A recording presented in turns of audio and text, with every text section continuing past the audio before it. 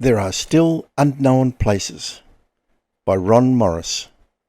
Read by Graham Lyle Ross. Part 1. Chapter 1. He stood on the edge of a dark expanse. This was the place to be, he was already sure of it. During that time, the place was still remote and it was intoxicating.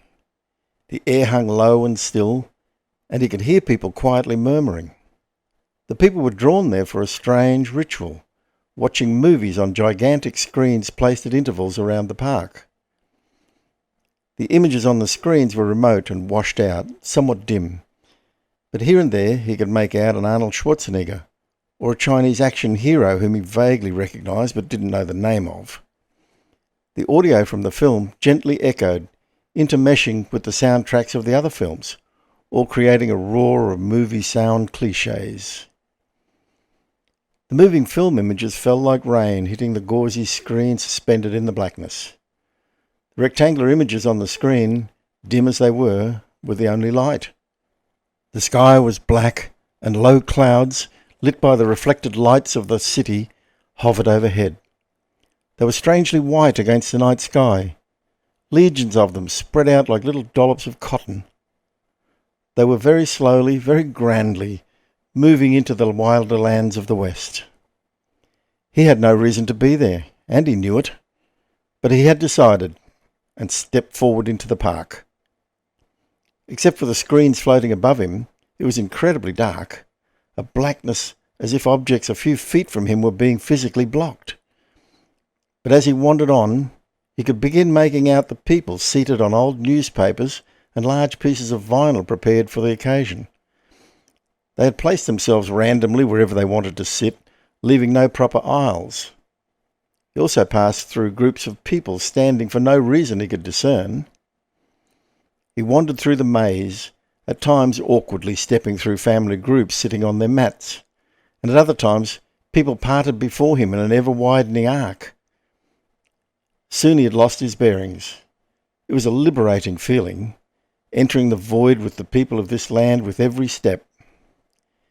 He came upon a clog of machinery, the dull chrome of an ancient film projector on a wide-wheeled cart.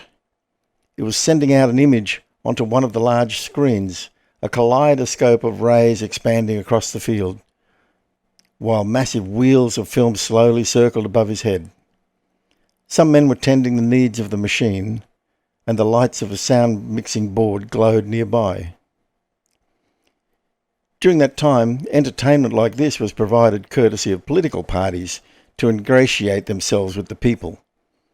Later, noble charters prohibited this, but on that day the people flocked to watch free films, huddled in the great park in the city, sponsored by the political parties, proving that this place was democratic.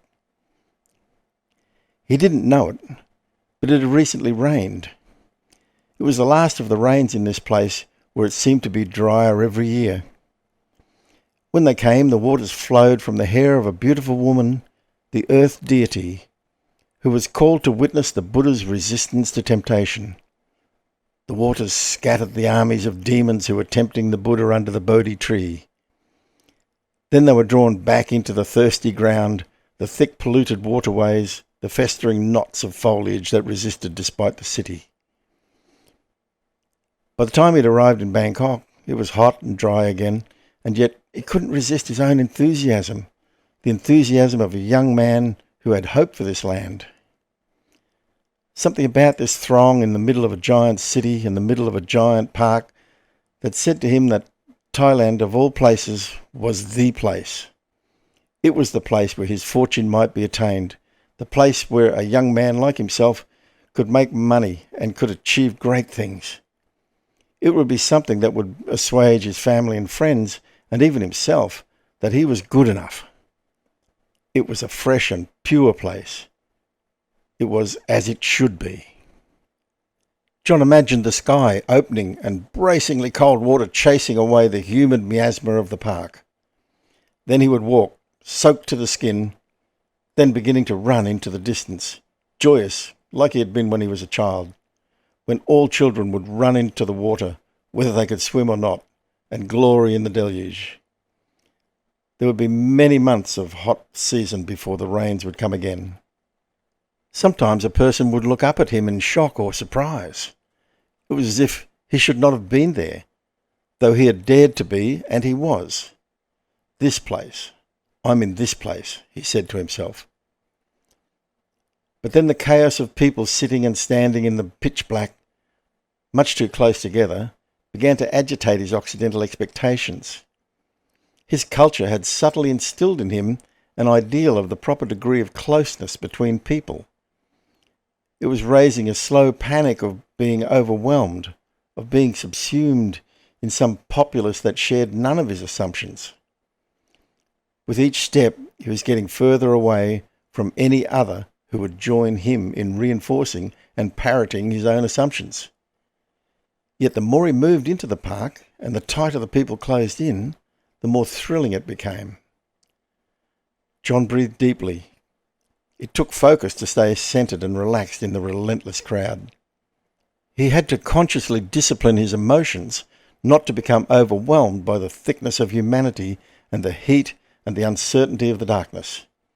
He focused on how alone he was and how there was a future for him to conquer, and that he was willing to do whatever it took to succeed. A fire broke out, somewhere in the distance. He couldn't tell how close or how far. There appeared to be a series of vehicles, generator trucks providing power for the large smoky projectors that were throwing the movies out onto the vast screens. One generator truck had burst into flames. The movie suddenly stopped, and the bright fire reared up, increasing the pitch blackness around him. In an instant, everyone in the now concerned throng stood up as the flames arose and spread from truck to truck.